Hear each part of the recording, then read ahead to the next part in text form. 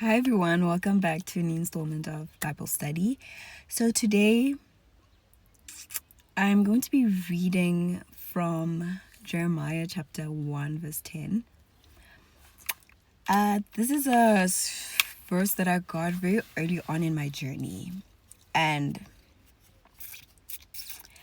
I never, just like with any verse, right? I never understood its wisdom and what it was actually driving in me or creating inside of me. Because we hear quotes like, we know in the Bible how they talk about the devil and how he's a deceiver and a destroyer. And in this verse, it talks about destruction, but it coming from God. And let me tell you the verse and then we can start from there, right? And it reads, "This day I set you over nations and over kingdoms, to root up and to tear down, to destroy and to demolish, to build and to plant." This destruction and this word is coming from God. And Jeremiah was known as, they call him the weeping prophet for two reasons. He was always weeping to God in the fact that Israel did not want to hear what God had to say through him, the prophet himself. Secondly, he was weeping because towards the people because they never wanted to hear what he had to say, right? In the sense that Israel was led astray by false prophets telling them, okay, you need to do this because the harvest is coming in soon. No, God loves you. God is about to bless you. There is no wrongdoing you have done. Carry on with how you're doing life. Yet it was not necessarily the case when it pertained to divine himself or herself. And Jeremiah became an issue, especially in later chapters, because Israel became used to like, here he comes again. He's coming to complain. But as we believe, as they would believe in the false prophets, we believe that what Jeremiah is saying is actually false, which wasn't the case. But divine tells us to Jeremiah in chapter 1. We learn about him becoming a weeping prophet in chapters that are later coming. Because divine was already there knowing that they will never listen to Jeremiah. The warnings he will bring anyway, but it is up to you. It's your free will if you heed the warnings or not. So, being a black sheep and growing up and never being able to sustain a lot of friendships or activities or creations, I always had this not fitting in energy in me, right? Where I would really try, but I could never be like the others, right? And it was not very nice as a teenager and growing up, because you learning your identity, so feeling out of place can really become a damper in your life. And adding on to that, the stagnancy in my life and not understanding why things are not going according to my plan, right? And now having grown up, the stagnancy makes so much sense, because I understood the foundation that I was actually standing on. Because what I know now is that my previous foundation was on an evil altar. It's not an evil altar I created. I found it here. I was born into it due to the workings of the ones who were born way before me.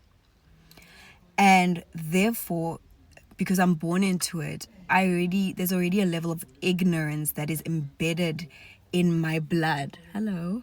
There's already ignorance that's embedded in my blood because I'm already registered to think that this is normal. And the stagnancy was also because as much as I'm standing on this evil altar, I'm also not bowing to it. And that's what creates the stagnancy, right? Because when there's an evil altar, there are certain rituals and things that you have to do to get the so-called blessing, right? Because the principality has this, the principality I dealt with had this mentality that if I stagnate you, then I'm forcing you to come crawling back to me to help you. And the only way I'll help you is if you slaughter. I want bloodshed here. And I want you to serve me as if I'm your God. So that you can be like everyone else. Because you can see everyone else outside of you is achieving. They are moving forward in life. And you know what is happening to you is not normal. And after this realization of the principality I was dealing with, I thank God a million times for my mom because of her teachings and what she's embedded in my heart. And that being prayerful and being committed, having a covenant with divine, is above all things the greatest thing that can happen to you. And it's also trusting in divine even through that stagnancy, because there is work that's being done behind the scenes, right?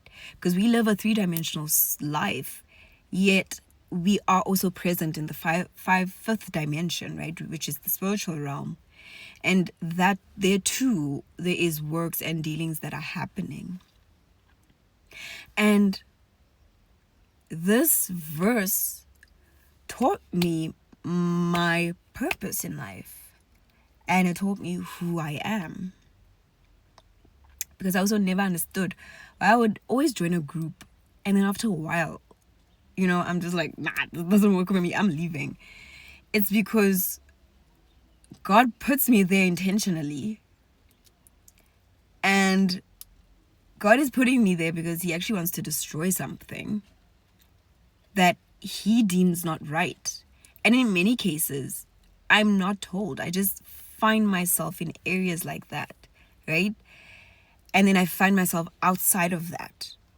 And then after a while, that's when it clicks, like, oh, it was divine doing their job.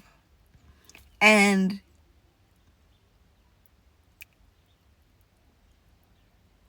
when divine has destroyed, which he has, because he used me to destroy the evil altar that was embedded in our bloodline.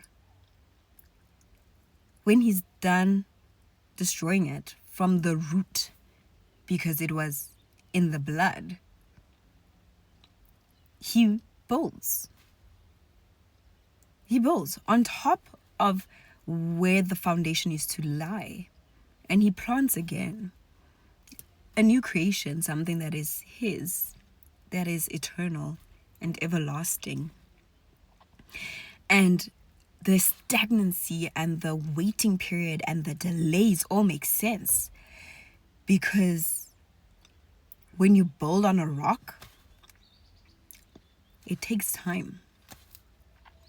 If you want something to last forever, it takes wisdom. And this correlates to what I was speaking about on my last post about, if it delays, wait for it, because it will come. The blessings will come at the time they've been allocated to come. But the time elapsed between that, learn, gain experience and the wisdom you need, because you're going to need it when that new creation is built.